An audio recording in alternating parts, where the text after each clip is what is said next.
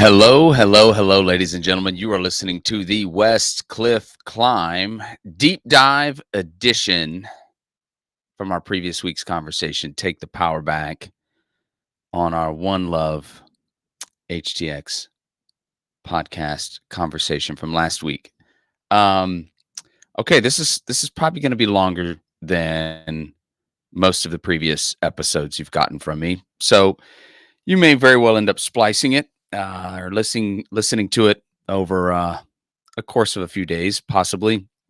I'm going to try to just kind of cram all of the election political type insights, throw it all into one bag. All right. Because it's not that I don't want to talk about it. I have no problem talking about it, as you're about to find out. But it actually, I know there's a lot of pieces to the Christian life. There's a lot of other pieces to consider about how to navigate not just your day-to-day life, but there's a lot going on in America between now and January. And so I thought what I would do is just try to push everything together, and I'm going to hit you on a lot of levels in this deep dive, and hopefully make a ton of points. And of course, I'll send those notes out as well, so you can follow along at your leisure or fact check me. That's my favorite. Now, before we get rolling here, uh, Daniel's got some stuff brewing. If you can just imagine Daniel in a room alone with a giant pot, stirring it up. He's mixing it up right now, and it's something exciting and something great. Second thought, don't think about him stirring a pot. That's weird. But anyway, he's got an idea. He's coming out with it. It's going to be fantastic. He's making connections. He's got some cool stuff coming. Event it will be happening soon. Check out onelovehtx.org. And of course, your continued support of One Love is so very important. They're willing to get out on the edge of the mission environment in our city. That's huge. Also, make sure you check out westcliff.org. Of course, now we are on Right Now Media, which is cool. And so check us out, westcliff.org. We're on X now, Westcliff on X. Yep, we're on Instagram, Westcliff HTX. You heard it. We're not on Facebook. Used to be, still kind of batting that one around. Page got stolen, and so funny. I actually asked the guy who stole it, "Will you give me my page back?" What do you think he did? He blocked me. So I don't know. I guess we'll get back in the Facebook game, but we are on those platforms. You can check us out as well. I got a couple things in the works. Could be very exciting. So all that being said, folks, want to walk you through some things with regard to the election and make some points that you may not have considered before. So we're just going to jump right in to the deep end, hence the name. So we're going to look at Isaiah chapter 44, verses 28, followed by 45, verses 1 to 5. Here it is. Who says of Cyrus, he is my shepherd and will accomplish all that I please? This is what the Lord says to his anointed, to Cyrus. I will give you hidden treasures, riches stored in secret places, so that you may know that I am the Lord, the God of Israel, who summons you by name, for the sake of Jacob, my servant, of Israel, my chosen. I summon you by name and bestow on you a title of honor, though you do not acknowledge me. I am the Lord, and there is no other. Apart from me, there is no God. I will strengthen you, though you have not acknowledged me. This is the prophet Isaiah. Check this out. Writing about a person named Cyrus, writing about how Cyrus will be God's shepherd, writing about how Cyrus will be God's servant. He wrote this 150 years before Cyrus was even born. Yeah, this is well before the people of the southern kingdom would even be hauled off into slavery by Babylon. Cyrus would come along and eventually take over Babylon, as Cyrus was the leader of Persia. And it would be Cyrus who would allow the southern kingdom people to go back and rebuild the temple. In fact, Persia paid for the rebuilding of the temple from their treasury. And all of this, it is shocking, the detail. 150 years before the man is even born. We believe that Daniel at that point was serving in a high court type capacity and probably made, you could bank on it, Cyrus aware. Hey, there's this stuff written about you a century and a half before you got here, sir. May want to think about it. And I think that had a profound impact. But Cyrus was a pagan ruler, excuse me. He followed pagan gods. Did he change his heart? We don't have any indication. In fact, Isaiah just flat out says, you don't acknowledge God. You don't acknowledge him. But you're my servant, right? You're my shepherd. On top of that, then you have King Nebuchadnezzar, the leader of Babylon. Okay, and I mentioned this in our previous conversation. In Jeremiah 43:10, my servant Nebuchadnezzar, king of Babylon. God is saying, my servant Nebuchadnezzar. In Ezekiel 29:18, the son of man, Nebuchadnezzar, king of Babylon. What's my point? My point is here are two people of pagan origin, background, worship practices. And even Nebuchadnezzar, we don't see any indication that we could even hang our hat on that he became a follower of the God of Abraham, Isaac, and Jacob. Both are from a pagan background. Babylon, as I mentioned last week, is the gold standard of debauchery and all things that are affront to God. Okay. It's not even like a nice person who doesn't believe in God. It's not one of those. Okay. This is one of the like, hey, here's the opposing king. I'm going to march him out. Bring your sons out with you. I'm going to kill your kids in front of you, opposing king. And then the last thing I'm going to do is gouge your eyes out. So the last thing you ever saw was the death of your own boys. I didn't just make that up off the top. Okay. That's how he rolled, Nebuchadnezzar, and the cultural practices and the depravity and the deviant behavior is on an extreme. That's why it's the gold standard. So what makes it that much more shocking is God would call him a servant. And we don't think of it that way because we go, well, he's godless. How can he be a servant? And here it is. It's because the kings that would be in the line and lineage of Jesus, and we're going to read who they all were, okay? All of them uh, were indistinguishable from pagan rulers. Okay, and we'll touch on that a little bit more detail here later. And so the point is, God uses Nebuchadnezzar as an agent of discipline, as a servant of discipline. You're going to get hauled off into slavery. You don't get it. So I'm going to lift up an enemy of yours to overtake you. And then who's going to be an agent of redemption? It's going to be another pagan king. Okay, and so my point to you is, if you want to make the more current parallel to the world that we live in, you cannot predict. If you just want to be biblical, and I realize at this point, we have all been so discipled by the state and by media and social media that some of the things I'm going to say or points I may be making may be hard for some of us to hear.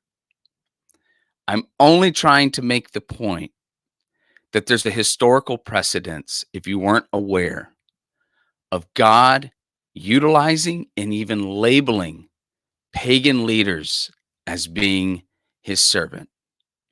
And my point also is, whether you think the election was the greatest thing that's ever happened or it's the worst thing that's ever happened, the reality is God lifts up leaders, God lowers leaders, God lifts up nations, God decimates nations for his purpose, for his good. Do we play a role in it? You bet. And God's people did play a role in their demise. Did God already know it? If we get into all that, sure he did.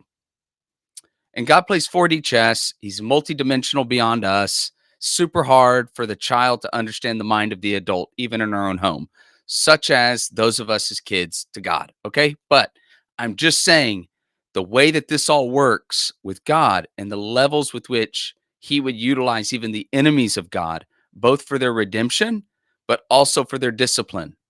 So in this case, what I just want to remind us all, no matter where you landed on this whole thing, okay? Um, God is going to work this all out for his purpose and for his good. That's the only consistent thing throughout history and throughout time. Okay. Now, what's interesting is the most important election in terms of the people of God that would ever happen. Okay, was with the naming of King Saul. Up until King Saul, the people of God were led by God. But there was a certain point where the people looked around and they decided that they wanted to be led by a human being like all the other radically lost nations around them. Thank you, God, for feeding us. Thank you for pulling us out of that little slavery deal with Egypt. Appreciate it. Thank you for blessing us kind of left and right. Thank you for literally dropping food out of the sky. But that pagan nation next door, that guy, he's 6'3", he's got abs, and he can throw a spear really hard. We want a king like that. And what's interesting is like Samuel would be like, "Hey, guys," he tried to warn them, "You don't want this. You don't want to go that path. Okay? You're if you decide to be led by a man, what's going to happen is you're going to get taxed to death." As I reminded our church here at Pilgrim, the Revolutionary War, the whole war, like an aspect of the tipping point of that whole thing is a tax where people are being taxed under 3%, but no taxation without representation. 3%. What are you living in right now, right? So it's so true. He's saying, hey, you're going to get taxed to death. Your life are going to be resources. That's it, of the person in power. Your sons are going to go to wars that they don't want to be in, and some of them aren't going to come home. And every aspect of your life is going to be invaded by or altered by this supposed king that you want so bad. And they were like, thanks for the fine print warning. Where do we sign? So that's what happened. Okay. In 1 Samuel 9:2, here's what it says: handsome and young, a head taller than anyone else. That's the description of Saul, that he was handsome, young, and he was a head taller than anyone else. 1 Samuel 10:24. Then the people shouted, "Long live the king." So what were they looking for? How did they evaluate? After all that they've been through with God, they were like, "Hey, who's the tallest guy here? Oh, that guy. Oh, he's good looking. Yeah, he's good looking. Well, that's a good looking guy. He should lead us." It's just the most vain way possible to pick a leader. And that was the deciding factor. There was the first election ever. And there it is. Okay. So you walk now forever in that mess of God interacting through human history and people making a choice to be led by a leader. But if you go back biblically, the first time that happened was with Saul. And that's what it looked like. And so I just want you to understand that God is faithful through all of this. He was even faithful in the life of Saul for his purposes. Okay. And I also want us to understand, especially in this political process, that origin story is very, very important. Origin story is very important. And this was the case with Jesus. Okay. In Matthew chapter 19, there is this moment. The Pharisees are always trying. Pharisees, Sadducees, high members of the Sanhedrin, they're always trying to trap Jesus the best that they can. And one of the best ways to maybe drive a wedge in Jesus's message It's the same strategy that we deal with today in our modern political realm. And it's no mistake that we are a two-party system. That's actually really convenient, actually, for the people in power. And every time the Pharisees and Sadducees came to Jesus, they usually, and this is a common tactic, you'll even see it in the media, they will make everything about this or this, A or B, right? Paper or plastic, And everything is this or this. You want an electric car or a gas car? Pick. And there's no other, there's never any other options. There's never another way to think about it. So they set the table because they know that people will like and share and repeat and regurgitate and plant their flag on A or B. And so this isn't new. This is thousands of years old, rhetorically, to try to trap someone because there's downsides inevitably. It's you're dealing with people. It's flawed. People are flawed. So this is what happens in Matthew 19. They know God's heart, will, and design for marriage. One man, one woman, forever until somebody's dead in that equation. Okay. They know that. They also know that the greatest of their prophets, right? The Mount Rushmore of prophets, Moses, permitted people to get a certificate of divorce. And you're going to find out why in just a moment. And so they knew if we try to nail Jesus to the wall here on this issue, we can force him to do what you deal with all the time. Pick A or B. And in this case, if he sides with God's heart, will, intent, and design, we're going to then play him against what Moses did. And we're going to work on him that way and undercut his message. But if he sides with Moses, then we're going to cite God's heart, will, and design. And either way, they thought they had him pegged because that's how they were going to undermine him and knock down his credibility, force him to pick. And Jesus does something profound. Check this out. When Jesus had finished saying these things, he left Galilee and went into the region of Judea, to the other side of the Jordan. Large crowds followed him, and he healed them there. Some Pharisees came to him to test him. They asked, "Is it lawful for a man to divorce his wife for any and every reason?" "Haven't you read," he replied, "that at the beginning the Creator made them male and female and said, 'For this reason a man will leave his father and mother and be united to his wife, and the two will become one flesh.' So they are no longer two, but one flesh. Therefore, what God has joined together, let no one separate." "Why then," they asked, "did Moses command that a man give his wife a certificate of divorce and send her away?" Jesus replied, "Moses permitted you to divorce your wives because your hearts were hard. But it was not this way from the beginning. I tell you that anyone who divorces his wife except for sexual immorality and marries another woman commits adultery."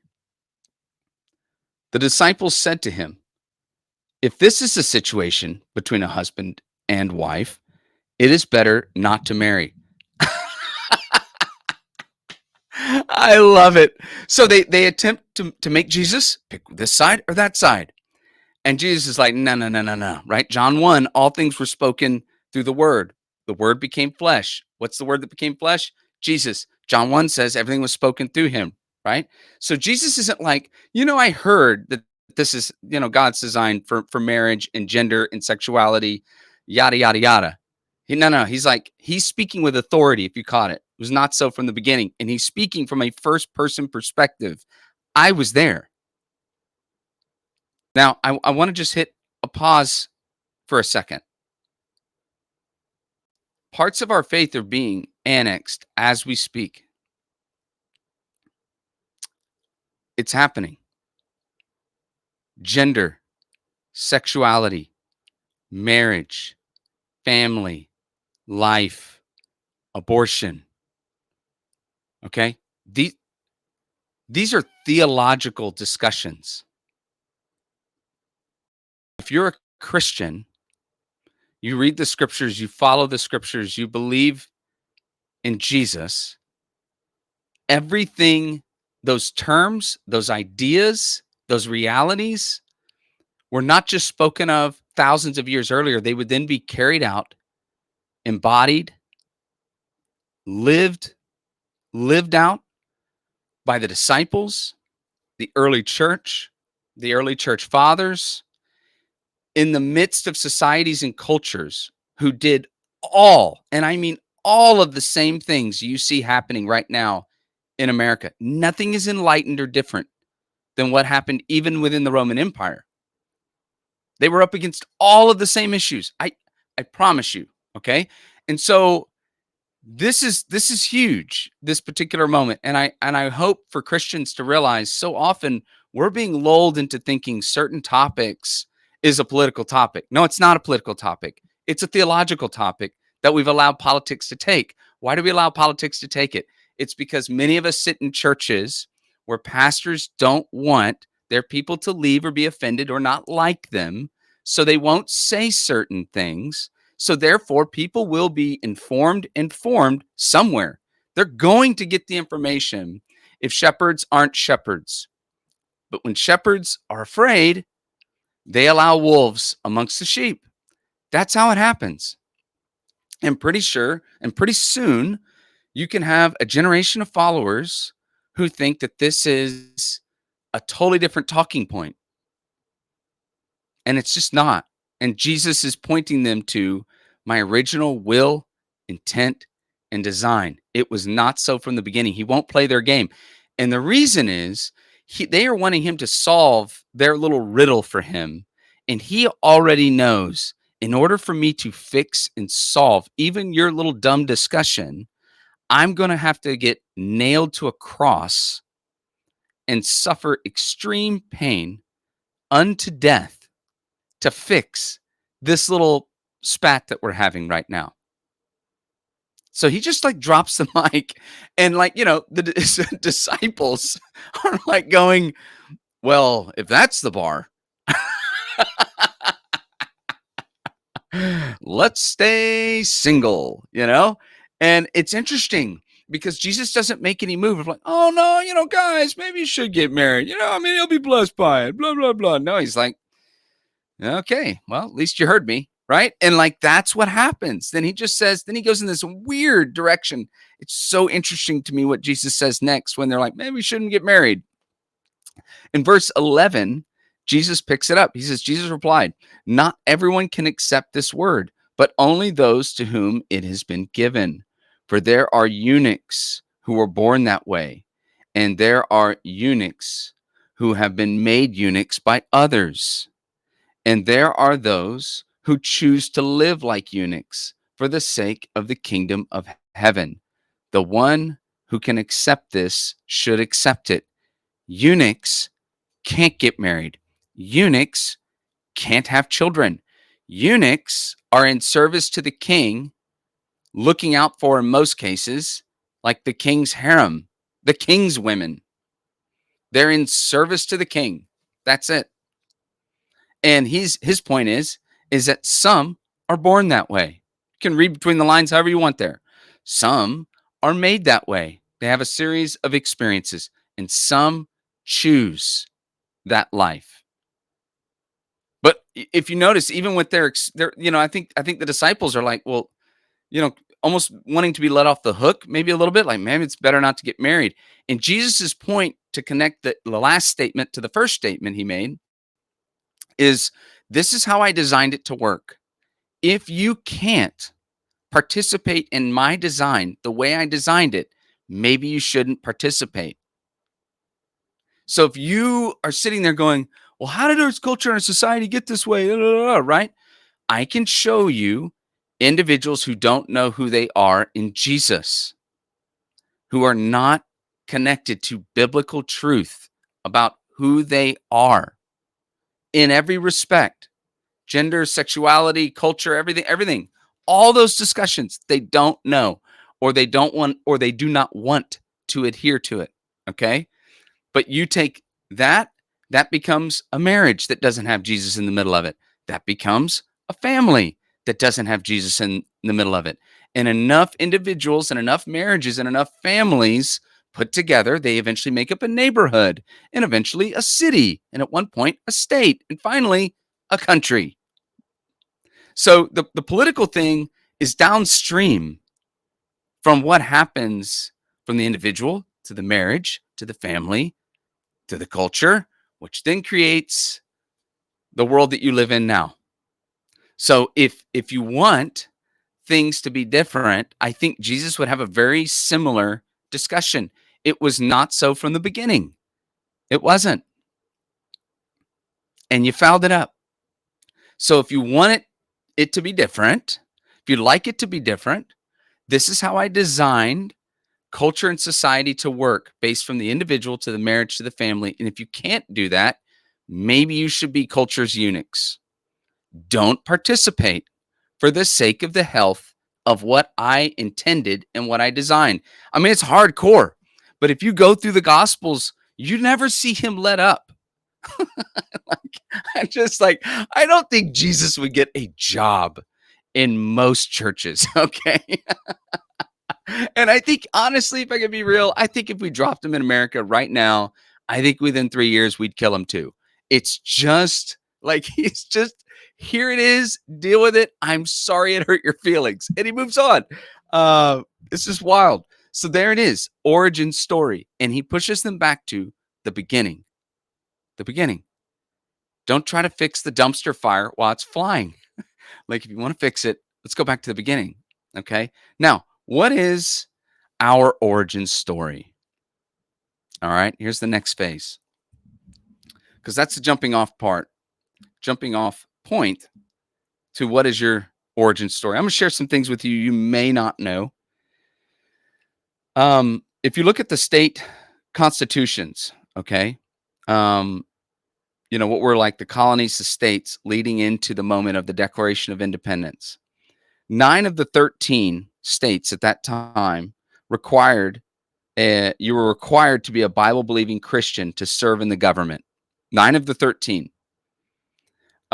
You could be a Protestant, except in Maryland, you could be Catholic.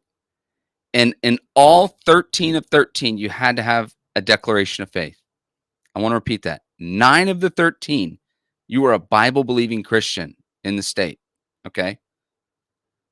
Maryland was the only one at that time, I believe, you could be a Catholic and lead in government. Okay. All 13 of 13, a declaration of faith. Now think about that. Like, think about when you're told about separation of church and state. This is part of your origin story, whether you realized it or not. We never heard it or not. Almost every state's constitution leading up to the Declaration, okay, would have a statement like, I profess Jesus Christ as my Lord and Savior.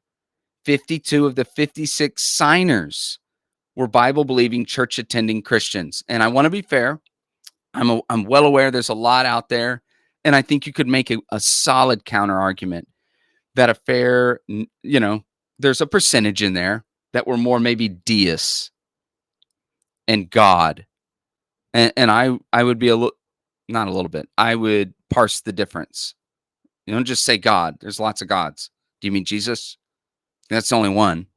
So what are we talking about? So to be fair, it may not be 52 to 56, but you maybe at least get the picture. It's extremely high percentage that are confessing Jesus Christ. And that's happening even within the state constitutions. Keep that in mind. Leviticus 19 is the basis for how we understand common law and the aspects of law. Deuteronomy is the most quoted book in our documents in the Declaration of Independence. It's quoted 4 times. The last paragraph of the Declaration of Independence reads as a prayer. It says something to the effect of, we appeal to the supreme judge. The actual quote is, we, therefore, the representatives of the United States of America in General Congress assembled, appealing to the supreme judge of the world. So in the Declaration is an acknowledgement, even something is outside of us, bigger than us, more important than us, that is residing over all of this.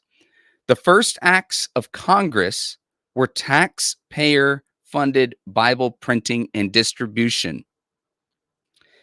As late as the 1820s, church services were held in the Supreme Court building. Let's keep going. Separation of church and state is not in the Constitution. That is a single letter written by Jefferson in 1802, written to the Danbury Baptist Convention in Massachusetts, ensuring them that the government would not come after them, the church. He's ensuring the church it's going to be okay. The government will come after you. Assuring the government wouldn't come after the church, and then it was resurrected in the 60s and flipped. But his intent of the Thomas Jefferson letter, that's all it is from 1802, is ensuring a Baptist convention that the government won't come after you. There will be a separation. That's the context of that letter. The First Amendment establishment clause was dealing with like Presbyterian, Anglican, or Quakers taking over the government. In other words, the First Amendment establishment clause is dealing with the idea that there will be no state run religion. That's the First Amendment establishment clause, that we wouldn't leave one kind of government that was run very similar and then come all the way and establish this new thing just to set up now like what was the Church of England or whatever, and now have the exact same thing here with now the Quakers, you know? So that's the context of the First Amendment Establishment Clause. Leviticus 25:10 is on the Liberty Bell. So the first thing I want you to just get, like I'm challenging where when we sit into a church, what we think a pastor can and cannot say, what he can or cannot say. And you are being taught and drilled in your head over and over and over again that you need to separate out your faith from your politics, or your faith from your culture, your faith from your society. And I'm just trying to tell you, if you go back to the beginning, that's not the case. That's not the story here. Okay. And that's not what was meant to be. That's not the design. That's not the design. So let me now walk you through why that is now so ingrained in all of our brains, separation of church and state. Because it is now unfortunately a real thing, but it was intentionally taken out of context. Okay. For almost the first 200 years of American history, pastors spoke freely and boldly from their pulpits about the issues of what was going on. Pastors and churches were instrumental in voting as a bloc in support of Abraham Lincoln and the movement of even the Union movement to take on the Confederacy. It was already a big thing that was happening, and the churches were a major part of that voice and regularly spoke up. So it's important to know that that all was normal, acceptable, and a part of American life until 1954. Okay, and think about it. I mean, if you're listening to me, and I doubt we have an 84-year-old listening, but if you're 84, okay, you were born in 44, I guess, if I did the math. Yeah. Okay. You were 10 years old with what I'm talking about. So what that means is we're now an entire generation of listeners who have no idea what was the history, most likely, of what happened. That'll change in 54 with the passage of the Johnson Amendment, which effectively overturned almost 200 years of church history in America. What is the Johnson Amendment? I'm referring more specifically to Lyndon B. Johnson, the 1954 U.S. senatorial race in Texas. Johnson looked like he was going to win. Not going to be a problem. But all of a sudden, kind of out of the shadows, came Dudley Daughtry. Okay. He was a 30-year-old first term state senator from Beeville, Texas. And he gave Lyndon B. Johnson, at least for a bit, a scare and a run for his money. He had one man in his corner, H.L. Hunt, a Texas oil man, and the other man that was in his corner in challenging Johnson was Frank Gannett, the publishing mogul. And these two together each had nonprofits. And their premise was that within their nonprofits that they had, 501c3s, and let me find exactly what one of them's called. One was called Facts Forum, that was established in 1951. Okay. And the other one was called the Committee for Constitutional Government, which was established in 1935. And what they believed is that Johnson was soft on communism. And so he now had big money. He had not these two nonprofits behind him, and Johnson wasn't a fan of it. Okay. So when the reelection situation for Johnson was in danger, he tried to find ways of silencing them. Okay. First, he looked at the Texas Election Commission and even with the IRS, whether these groups were violating the law. What he discovered is they weren't. Here's what he did. He showed up on the floor of the Senate on July 2nd, 1954, and offered an amendment to a pending tax overhaul bill. This was a massive bill to modernize the tax code, and legislative history shows that Johnson offered this amendment and declared that the sponsor of the bill had agreed to it. The amendment passed by unanimous voice vote.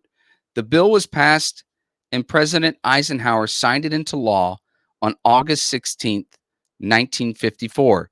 There was no committee hearings on the bill, no legislative analysis, and no attempt to understand the effect this bill might have on the constitutional right of churches and pastors. Johnson's chief aide at the time, a man named George Reedy, was interviewed many years after the fact and shared that Johnson never had churches in mind when he proposed this amendment. In other words, he unfortunately was just trying to silence the nonprofits that were hurting his campaign and hurting him politically. And churches sharing the same status got swept up in it. So all I'm just trying to say is now when you move forward in the political process, there is a purposeful move to get you to separate the two. Okay. So we just went into your origin story right before the Declaration of Independence. You may not have known how much Jesus was infused at that time. Okay. And now I want to just kind of give you a sense of some other aspects of history because I think all of it is like super important. Okay. So there's the whole idea of church and state and the separation of church and state. Sometimes that's what we just jump to. Oh, no, you can't say it's separation of church and state. Okay. It's at least good to know how we got there and why we got there. Now, what's wild is the spiritual elements of what was going on in the White House. This is also part of maybe not your origin story, but your history and the spiritual history of what was happening in the White House. There's some stuff in here that is absolutely mind-blowing. So as America now is progressing, here's some of the things that I'd like to share with you if you hadn't known this before. Julia Tyler, she was the first lady from 1844 to 1845. She married President John Tyler when he was already in office following the death of his first wife. And they got married in September of 1842. She reportedly believed that she possessed paranormal abilities of her own, perhaps influenced by similar spooky leanings from her own mother, who had seances and engaged in astrological readings. Julia was likewise said to have held seances of her own, even in her post-White House plantation home. 1840s, they're having seances in the White House. Let's keep going. Jane Pierce, wrong country. Jane Pierce, wife of 14th President Franklin Pierce, who was also in office from 1853 to 1857. Jane was also involved in seances as the First Lady. Mary Todd Lincoln, she hosted seances in the Red Room of the White House, and they were reportedly so powerful that she began to have spiritual experiences outside of them. Mary Todd Lincoln, of course, the First Lady of Abraham Lincoln. Edith Wilson, she married in 1915 to President Woodrow Wilson. Though Woodrow Wilson is remembered as an especially devout Christian, that didn't stop Edith from occasionally engaging in occult practices. A fortune teller in particular, a Washington, D.C. staple known as Madame Marcia Champney. She even had like some of us out there may have like a guy for that. Like, oh, my air conditioner's broken. I got a guy for that, What's the price of gold? I got a guy for that. I can tell you, whatever it is, right? These ladies have like a lady for that. Okay. Like, well, what if I want to do a seance? Oh, I know the direction. I've got a lady for that. Well, this is it. Madame Marcia Champney. Florence Harding In her relatively short time in Washington, D.C., Florence was known not just for her political acumen, but also for her occult leanings. She had a favorite fortune teller, also Madame Marcia Champney. These are all first ladies, guys. All of them, okay? The names are going to start sounding familiar, and it doesn't stop. It keeps getting awkward. You're welcome in advance. Grace Coolidge. Grace Coolidge served as the first lady from 1923 to 1929. She hosted seances as well. Ironically, it was when word started getting out about what she was up to. It was famed illusionist Harry Houdini. If I heard the name Houdini, he testified in Congress in 1926 in an attempt to ban fortune tellers who Houdini claimed that a DC medium was involved with the First Lady in seances and have been held at the Coolidge White House. Associates of the Coolidges denied the claim. She was the first person, ready for this, to have claimed to have seen the ghost of Abraham Lincoln in the White House. Houdini for the win. Who had that on their bingo card? So Houdini's like, he's testifying. What's happening in the White House is messed up. This is 100 years ago. It's already happening, okay? You've God's intent, will, design. People, evil forces, demonic forces will twist it every single time. I mean, we're hitting almost every first lady, okay? This is nuts. And let me just sidebar, not totally the point right now. She's not seeing the ghost of Abraham Lincoln, okay? And someone goes, oh, it brought me peace. Yeah, it's a demon.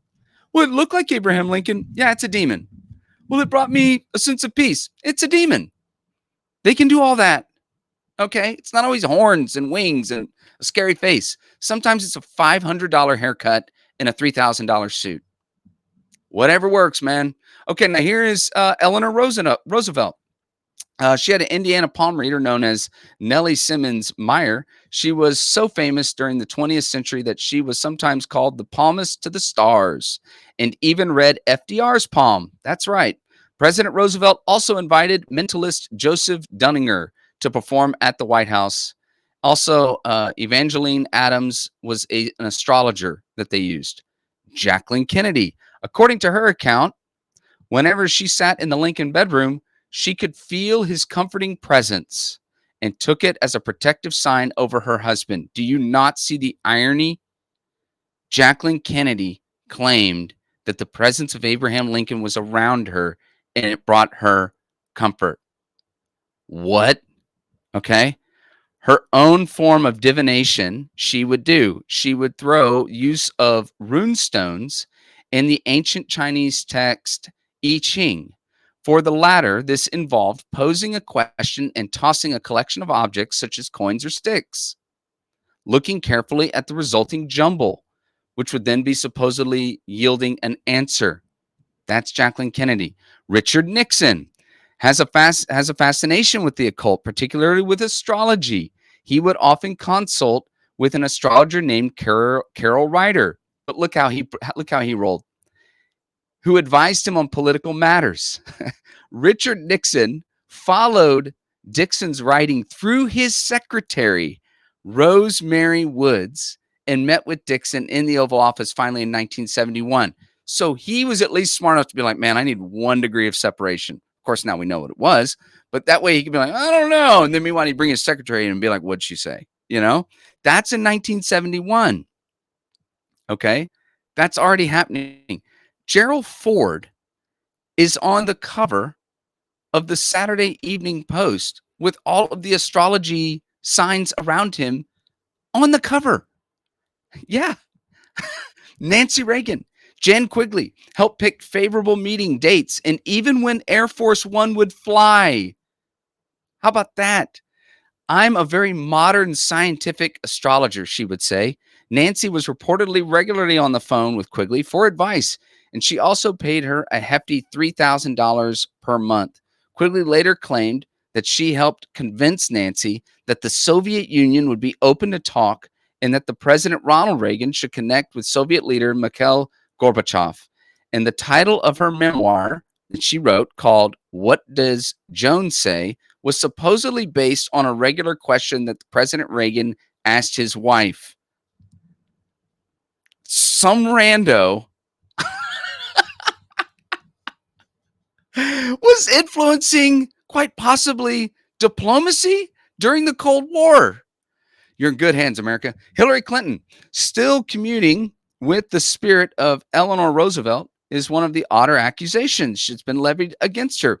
When the story broke in 1996, it centered around Clinton's meeting with Dr. Jean Houston, a psychologist with some supposedly new age leanings. Together, the two worked on a visualization exercise in which Clinton imagined conversations with notable figures like Roosevelt or Gandhi in order to complete work on a nonfiction book. But some publications took things a step further and reported these, though exercise is little more than that, they were not seances. Okay, that was like they were trying to backtrack. Houston told the New York Times that the allegations that she held a seance with Clinton was nonsense. She dismissed the whole affair as little more than news outlets looking for a made up sensation. However, Houston told the Times, here you go, my whole life has been devoted to pushing the membrane of the possible, to push the boundaries of human capacity. Present at the session with Houston was Mary Catherine Bateson, an anthropologist who considered the meeting a kind of meditation, reflection, or even prayer. I'll let you do the math on that one. And here's the final one that I found kind of on my own, and I've been doing some research. And I want to say this before I go here. There's stuff that I even looked into with the Bushes that were uh, hair raising. I even tried to find stuff on President Trump. I looked, okay, and you find something directly connecting that's in this vein, please let me know. I found plenty of stuff about spells being cast and witches and so on and so forth at him. I couldn't find a direct connection, but we'll look at that in just a second. The final one is Michelle Lamy. Okay, she's a French fashion designer and artist, has not been publicly reported to have visited the White House. But here's the thing, she was in the White House in 2016 at the tail end of the Obama administration. She is kind of like the witch to the stars in Hollywood. If you look up Michelle Lamy, you'll see Rihanna, you'll see Usher, you'll see major players that are in and around her, hip hop artists, you name it, like big names, fashion icons. They're You don't notice her because you're too busy looking at the famous person, but she's in the circle and she's a straight up witch, like straight up. And the only reason I know she was there is I looked it up on whitehouse.gov. I found which dinner she was invited to. I got on X. I found the post from her husband of her like in the White House, basically right outside the Lincoln bedroom. Then I found pictures of her and her husband shaking the hand of then President Obama. So she was there. Now you can go, well, she was just there. I'll let you litigate beyond that.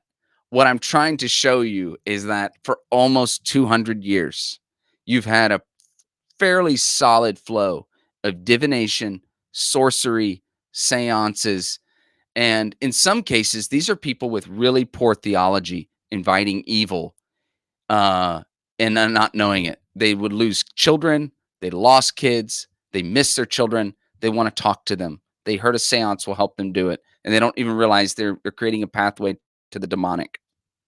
Even if I cut them some slack, but it's still demonic. Right? There's no getting around it.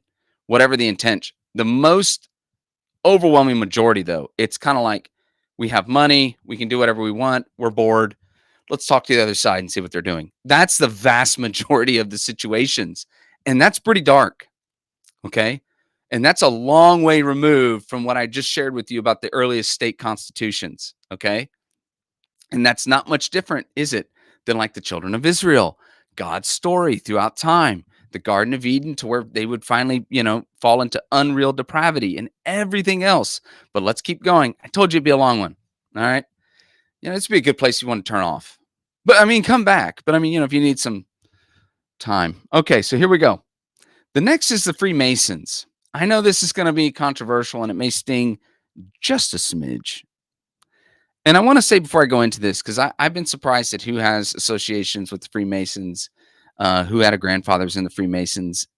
Listen, there are things in my own family that you can love people. And I had to learn this the hard way because we have some crazy things in my family. I had to learn that I can love the people in my family, but remember them rightly. And those two things can coexist. They really can. I can look at a person and go, they were an alcoholic. They had a temper. They scarred this person, this person, this person, you know? And these were the things that were great about them. And these are the things that I miss about them. And I love them. But this was off, man. And we don't like to do that, especially if you grew up in a herd family where everyone thinks the same and they rule with guilt and shame and we're all supposed to be on the same page all the time. Then you're the lone weirdo in the room going, I don't know. But I do think you can do that. I really do. So I know where I'm going. I didn't think this would hit as close to home as it did at Pilgrim, but I think it did. So I want to walk gingerly here, but still give you the truth. George Washington was a part of the Masonic order. Um, and those many of the founders were Freemasons. What I have discovered thus far, I'm always open to you pushing back out there. All right. I mean, there's 44 countries, there's plenty of people to push back. But around 1815, there was a shift in the Masons. So, what I'm trying to say to you is the earliest form of the Masons, you'll see a G, and it was for God. Well, based on what I've already shared with you, God would have been like, oh, yeah, like Jesus, right? Now, look at the context of George Washington.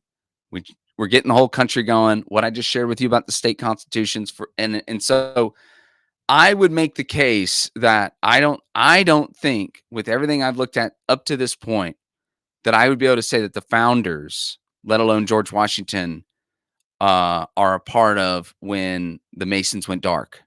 It took a weird direction around 1815. That's probably another thing to look into. But years earlier, 40 years earlier, at least up to that point, there was a different edge to it that was probably solid. Okay. Now, what's the concern in the shift? Well, here's a couple things. Freemasons take an oath of secrecy and are other secret societies as well. And the nature of secret societies is you swear on pain of death or dismemberment in the case of the Masons. And I mean that these are vows that can be, pretty gruesome. Okay? That you're basically swearing an oath that you're going to stay solid to this order, and you're not going to betray it. Okay? It incorporates within the Masons a lot of King James Bible, okay, and elements. An element is here's an aspect like Isaiah's son's name is actually used as a password or a code word, um, which is always a hard name. Isaiah's son, like how can you have a name like Isaiah and then you name your son Mahar Shalal Hashbaz? Like, come on, Isaiah. Anyway, Maher Shalal Hashbaz would be a password. That's out of the King James version of the Bible. That's the name that's in any of our scriptures, but there it is. Mustafa Kemal Atatürk was the founder of the modern Republic of Turkey, but he's a Mason. Now, why does that matter if you took it like Turkey leader? It's because their allegiance is not first to their country at that point. That's what we need to understand. So you get to a certain point in the Masons and things start to get real. Okay. You make this pledge. Most, I don't think, are aware of the pledge that they're making. If I could be honest, there may be people listening to me and go, well, ain't nothing weird happened up to this point, man. All right. You may not know this, that Canberra, Australia, and Washington, D.C. are eerily similar in how they're laid out. It's the work of the Masons, not only laying out Washington, D.C., but also Canberra, Australia, which is the principal capital of Australia. And that was Mason work as well. In the 20 teens, the Masons made a big push for young dudes, a new generation. They tend to keep positions of power. They can be police officers, judges, senators, lot of different presidents have been Masons or connected to Masons. Um, and so there's that element as well. I mean, it tends to be people of power and influence. Okay. Now, God, though, has been shifted and changed. And this is the controversial part, but I'm going to share it with you anyway. The God's name is Jabulon. Jabulon. Okay. Now, what I'm telling you, though, is that this isn't become apparent until you are a 30-degree Mason or higher. In other words, if you're like, I'm fifth degree, I ain't seen nothing, it's because it's not going to slap you in the face yet. But you get to a certain point where you have a level of commitment and you hit the 30th or higher. It's somewhere in there you're going to deal with something called Jabulon. And this is the God we're talking about. And again, most don't realize the Ja from Jabulon is symbolic or first two letters of Jehovah, okay? The God of the Bible. But the bull of Jabulon, that's Baal, okay? Which is like the Canaanite fertility god, okay? Jabulon, and the last is On, which is Anurus, which is the Egyptian god of war. So they take these three gods and they form this name called Jabulon. It's the unholy trinity, which really becomes a name for Satan, okay? You may not know this. They'll tell you that the highest level is 33 and a third, but you go beyond that, there's what's called like the Grand Cross, and there may only be 100 of those guys in the entire world. There's guys who are 33 and a third, which we would think of, outside of that world as the highest. But some of those guys will live their entire life and never meet a Grand Cross guy. And all I'm just trying to tell you is this is where all of this whole other level of society and culture and demonic work and evil work, okay, and evil connections and allegiances that are not to God within people and sources and places of power where their allegiance is to this other God and to one another. So, not a bad thing for you to be aware of, if I could be honest. All right. So, I'm just giving you the backstory into where we're going now. Now, here's what's crazy. Let's switch back over to scripture. I'm trying to jump back and forth here for you, right? Stick and move, stick and move. Is you look at God's people, all right? They go down a similar path because it's the nature of human beings, all right? King Solomon, this is all in like the kings of God's people, God's nation. You're going to find them in the line and lineage of Jesus. King Solomon, King Manasseh, King Ahaz, King Jehoiakim, excuse me.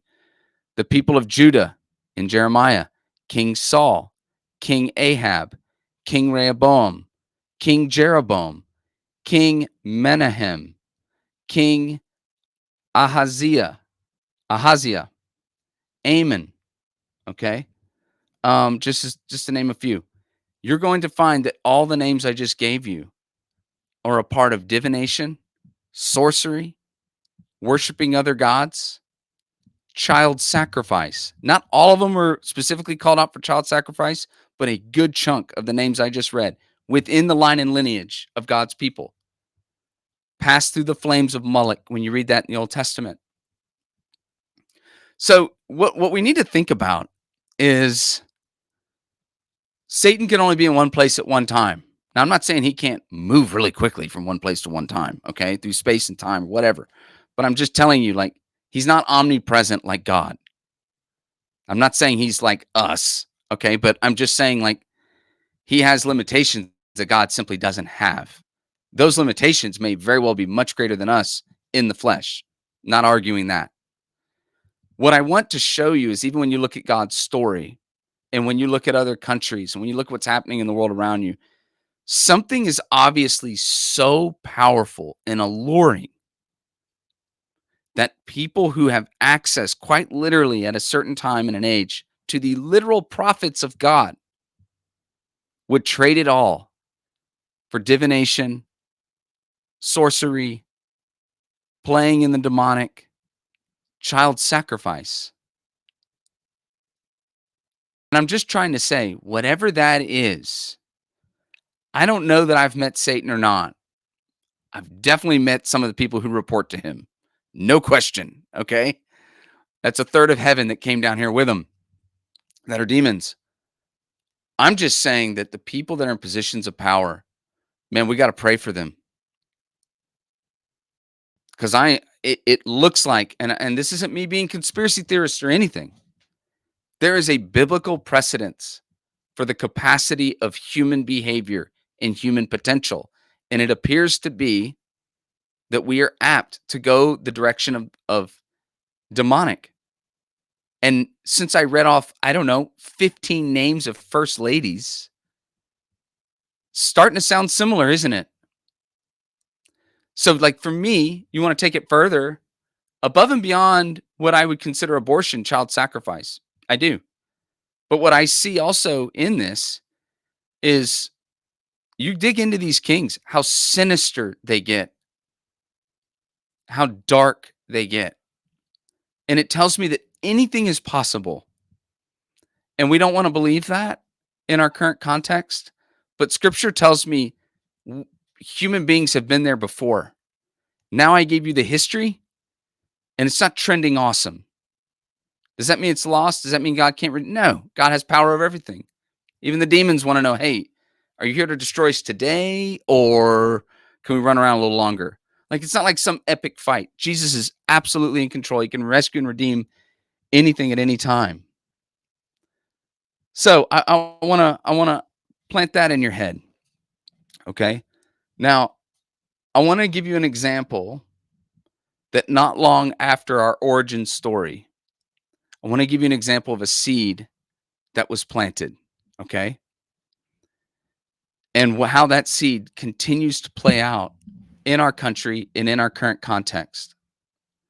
Article 1, Section 2 of the Constitution did not directly use the word slave, but instead referred to enslaved as other persons or persons held to service or labor. Any person who was not free could be counted as three-fifths of a free individual for the purposes of determining congressional representation. Two different parties that together handed a third party. I want you to think about this. This is what happened, right? Two different parties that together handed a third party a horrific death or a scarred existence. They were truly innocent. For half the country, to give them equal rights under the law was a deal breaker because they may have been human, but they were property without equal rights before the law. For the other half of the country, it was a moral compromise to keep the country together and ultimately win. You can apply my analysis about Article 1, Section 2 of the Constitution, the three-fifths compromise, and my follow-up statement, not just to slavery, but to abortion. You can.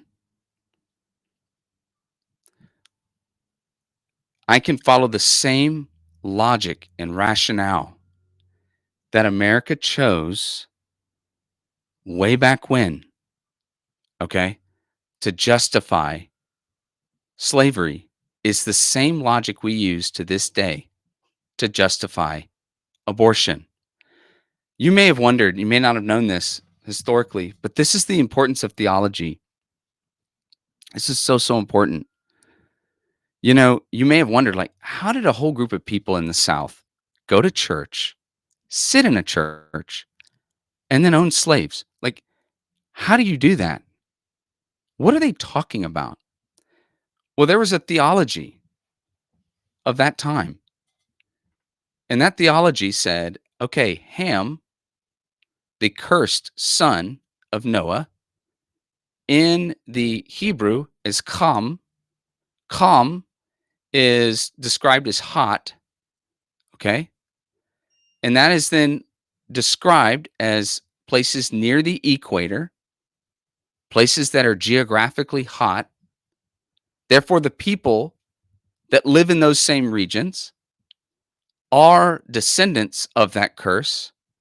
And therefore, you have a divine right to treat them as cursed people.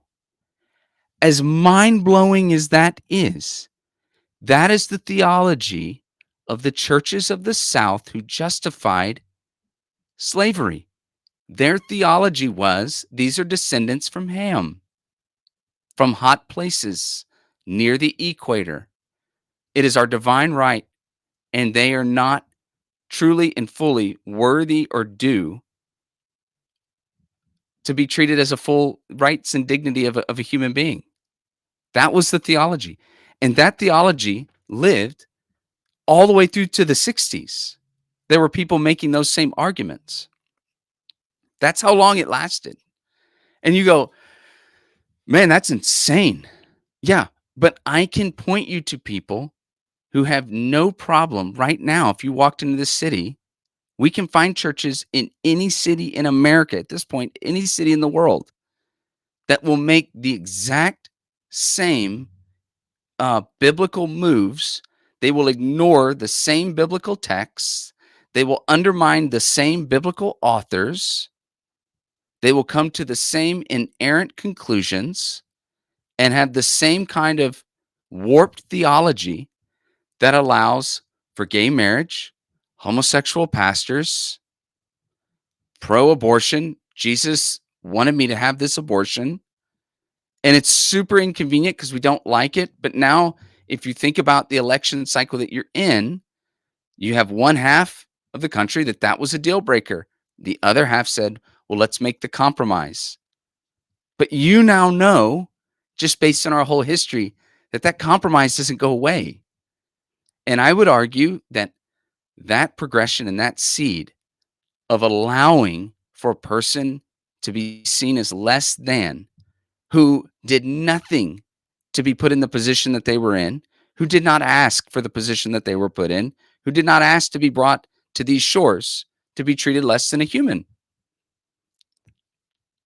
Right? And so we make the exact same arguments philosophically to justify abortion like we justified slavery. Super unpopular, should be said more in churches, but we won't because it's offensive.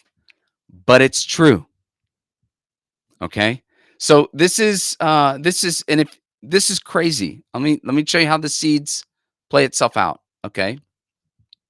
I promise you I'm taking you somewhere. It's just taking a while.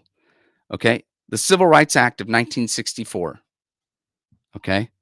Civil Rights Act of 1964, 99 years after the end of slavery. Okay? Here's what's weird. You may not have known this. It's a super weird statistical anomaly. But if you look at the vote for the Civil Rights Act, the total number of votes is actually more Republican than Democrat.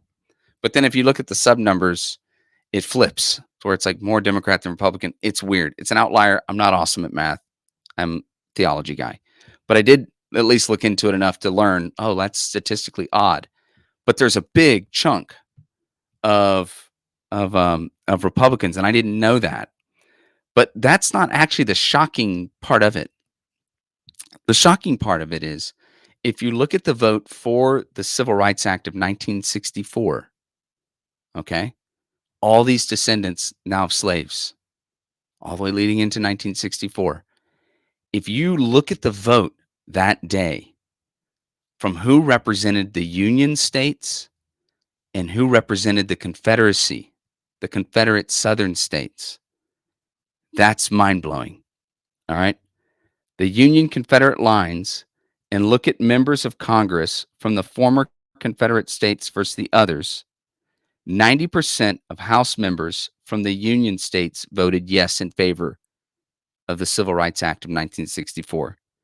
Only 8% of House members, aka the Confederate states, voted in favor of the 1964 Civil Rights Act. It was equally striking in the Senate. 92% of senators from Union states voted in favor of the Civil Rights Act of 1964. Only 5%. 99 years later, and what do you find out? You find out that mentality was alive and well. No one wants to own that. No one wants to discuss that. And they would rather you never look that up, and they would never, would rather you never dive in to all of that. And that's crazy. That's really, really crazy. So we're in a weird spot now as a country because I don't think we have been this close to being on the edge. And maybe there you could argue the time, mid to late 60s, pretty rough. The 60s period.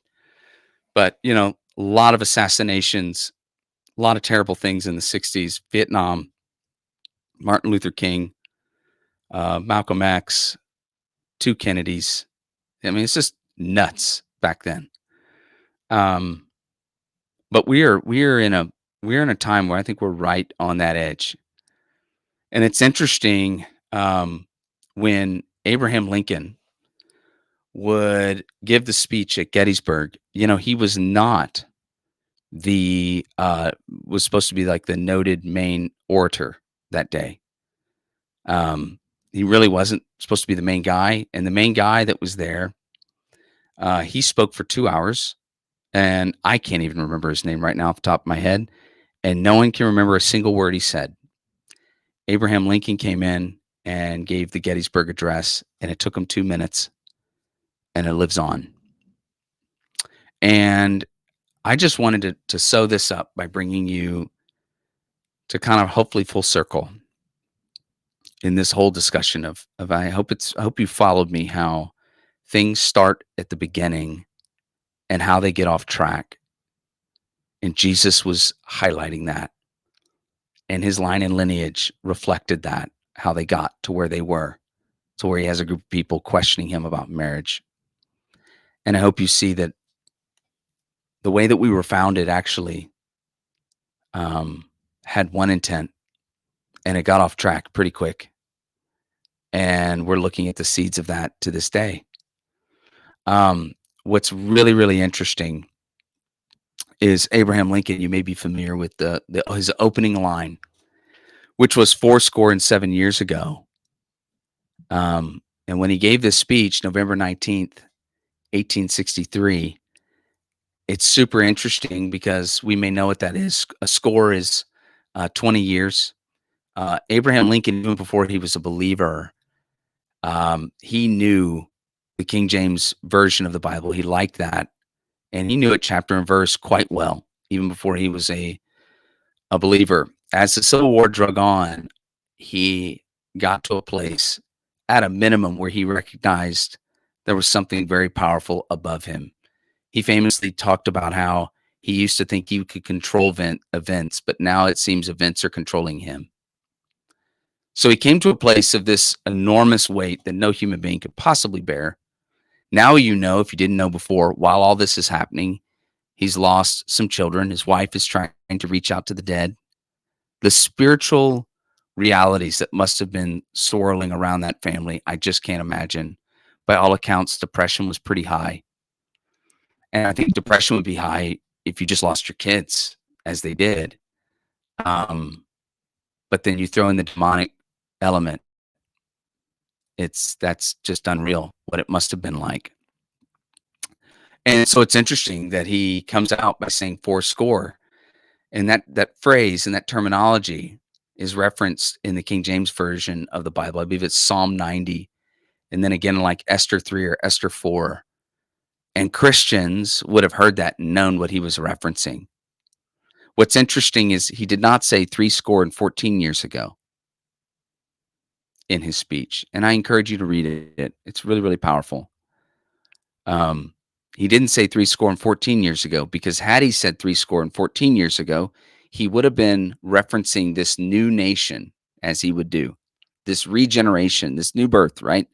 And he would be referencing, had he said 3 score and 14 years ago, 1789. And that's when the Constitution was written. But he didn't say 3 score and 14 years ago, which is odd. Abraham Lincoln would famously say 4 score and 7 years ago, which would be the year 1776, which would be referencing the Declaration of Independence. For those that were at the time considered anti-slavery radicals, abolitionists, they considered their true founding document to be the Declaration of Independence, which talked about freedom and liberty for all people, for all people. And that was their argument, is that the Constitution not only made room and concession for slavery within its own borders, it acknowledged international slavery. And their argument from the jump was it was not so from the beginning. However, these people got here up to this point, it needs to stop because our founding was our Declaration of Independence. And it should supersede that value system above and beyond even the Constitution. That was his point. And when he did that, everybody caught it. And that was huge. That was huge. And legislation, as we all know, did all that just change America overnight? Of course not. In fact, probably a lot of the things he did and even statements like that eventually would cost him his life. So it's doesn't mean everything was peaches and roses. And I think anyone listening to that knows that. But the power of coming out and saying 7 years ago, and the dream of this nation and the hope of this nation, he is saying, go back to the beginning. And you got off track with how you saw people and how you saw unity. And if you go back to the beginning, you confess Jesus as Lord. You go back to the beginning, you were Christians with these value systems. And here we are already this many decades later, and look at us, 620 to 750,000 dead people at our own hands, not even a foreign force, our own people killing each other. So it's quite profound that Abraham Lincoln understood that.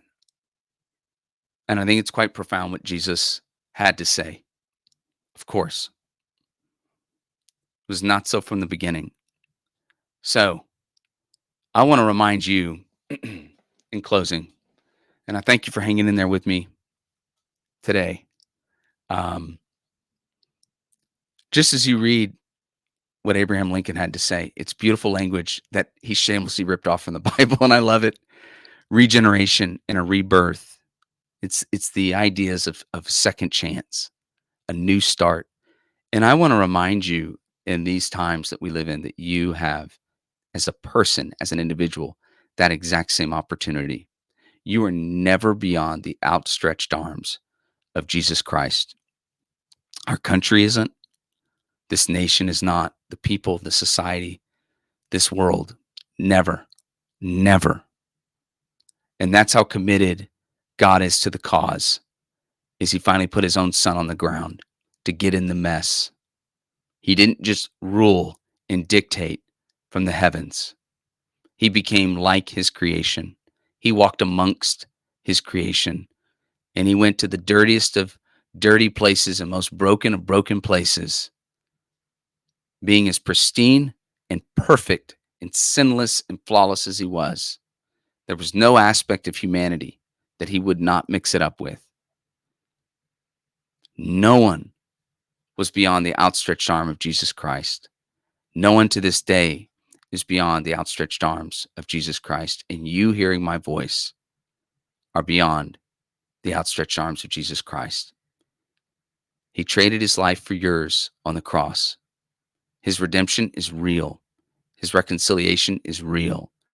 The identity he gives you is real. A second chance is real. And all that stuff that you may fear walking away from or leaving behind, he will use even those dark things, even those broken things, to show the glory and the splendor and goodness and mercy and grace upon your new life, your new rebirth in him. God bless you guys. God bless all of you all over the world who take the time to listen to us. We'd love to hear from you. And God bless the United States of America. Amen. Let's pray. Jesus, we just thank you for who you are. We thank you for our country. Lord, we lift up the divide right now in our nation. And we ask that you would be with our leaders. And for a lot of us, even thinking what I'm about to say is so hard because it runs that deep. And I don't know that this should bring us any comfort, but it sounds like we've been in these waters many times as a country. So God, we do lift up, um, we lift up President Joe Biden. We lift up VP Kamala Harris. We lift up President-elect Donald Trump. We lift up VP-elect JD Vance. God, we ask that in this transition of power and in the coming weeks, the coming months, and the coming years, that just as you had worked through pagan kings, just as you had worked through history, through hard situations, you are able to move people, whole countries, whole nations ever closer to your heart. And you're able to use people in authority and lift nations up and lift leaders up. And we ask, Lord, that you would be with them. We lift up our country and we lift up our people, that you would lay your grace upon them all. And for those that are evil and corrupt and cruel, and their hearts are dark and hardened towards you, we ask that your incredible Holy Spirit, with a heart of mercy and grace, would invade and overcome and convict lost souls. Jesus, we want to be a united church. We want to be the countercultural movement of our age and of our day, and the countercultural people with a countercultural message. We humbly come before your throne for all of us that represent different parts of the world, asking you to do this beautiful work in our lives, in our nation, and with our people. Because after all, we are all your creation. We love you. We thank you. We praise you. Thank you for defeating sin, death, and Satan on the cross and rising again victorious. It's in your beautiful name. Amen. Amen. I love you guys. See ya. Bye.